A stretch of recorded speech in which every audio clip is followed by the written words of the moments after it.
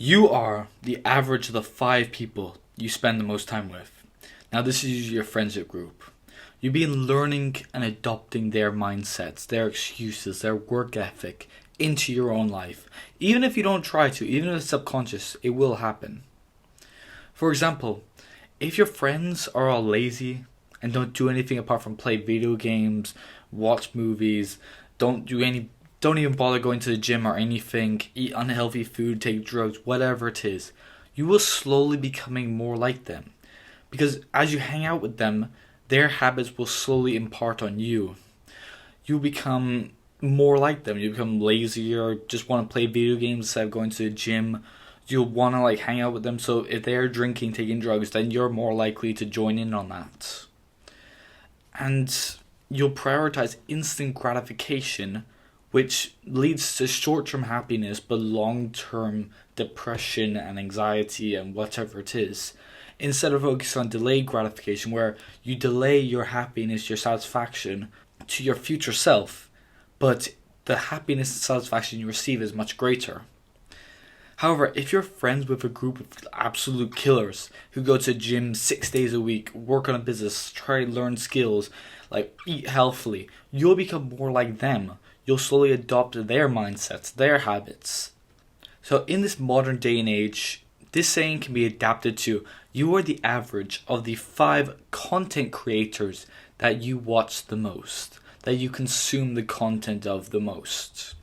So this can be proved if you've ever watched a content creator, so a YouTuber, Instagram, or TikTok, or whatever it is, and you slowly begin adopting some of their speeches, their phrases, their thoughts, their ideas into your own life. So if a YouTuber has a famous quote or something like that, and then you slowly start using it more in day-to-day conversations. It's I know back when I was a kid, Jake Paul had "it's everyday, bro." And people would just say that randomly, in normal life. So basically what you hear, especially when people on YouTube and social media are now considered the movie stars, they're the heroes of the modern day, they're everyone's idols. So if you hear someone that you look up to say something, or you understand how they're saying, why they're saying something, what their actions are, whatever it is, you're more likely to adopt that into your own life because you want to be more like them.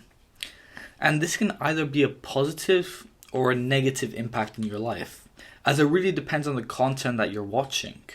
So if you're watching YouTubers who don't encourage you to improve your life, who just encourage you to just waste time, have instant gratification, just focus on now, maximize today, you only live once, there's no point to working out, there's no point doing all these things, trying to focus on creating a better life because you could get hit by a bus tomorrow, you're going to continue living in mediocrity or even below that because there's no one pushing you to improve yourself. So people who haven't learned about self-improvement don't even understand anything about this. They don't know how meditation can improve your life, I'm pretty sure everyone knows how exercise can improve your life, but they just don't bother doing it. There's so many small things in self-improvement that can improve your life massively over time. It's aggregation of marginal gains. By adding a thing that improves your life that much, can, after doing it for years, can improve your life by that much. However, the good news with this is that if content creators can influence your life in a bad way, they can also cause you to adapt your life in a good way. And you can purposely adapt who you watch. You can change which channels, which focuses you watch on. So instead of watching video game content for hours and hours on end, as most people do now, you can move that to fitness stuff or self-improvement stuff or business stuff or whatever it is. So you can purposely adapt the content that you watch to help you become a better person, to improve yourself. For example, if you watch someone like Andrew Tate, you become more encouraged to work harder, take self-accountability for everything that goes wrong and right in your life, and live your life to your full potential. If you watch Hamza or First Man or Ice Cold JT or any other self-improvement YouTuber, you'll learn about holistic self-improvement and how to improve your life. If you watch Ali Abdul, you'll become more productive. If you watch Take Confidential, you'll be more motivated to work harder to live the same lives. However, if you watch someone like Logan Paul, who has no standards, no decency, no ethics, who just goes along with whatever's popular, like he goes and says, 1 month, Andrew Tate is amazing and he's great, and they talk about how cool he is, and then as soon as he gets cancelled, he's a terrible influence on people and he should be cancelled, and I don't want to platform him. So if you listen to people like that, or Nikoavacado, fucking stupid name, but you become worse.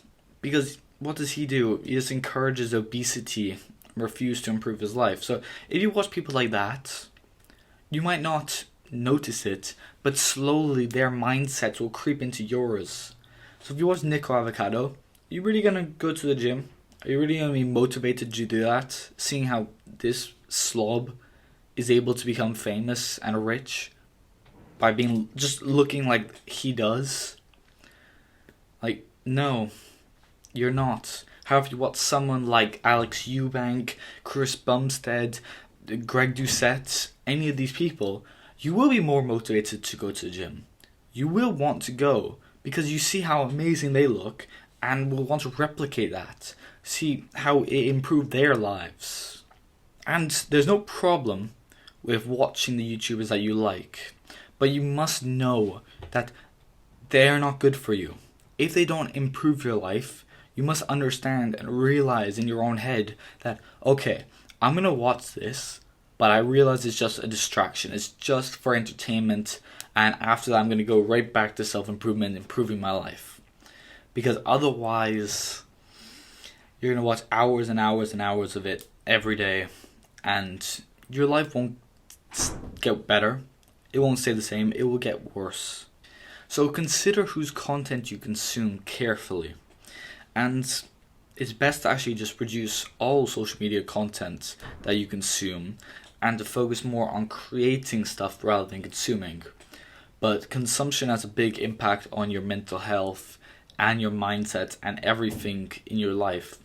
So you must make sure that you carefully consider who you're watching and realize that watching 1 hour of MrBeast videos won't actually help you. It will entertain you for sure, but it's just a distraction.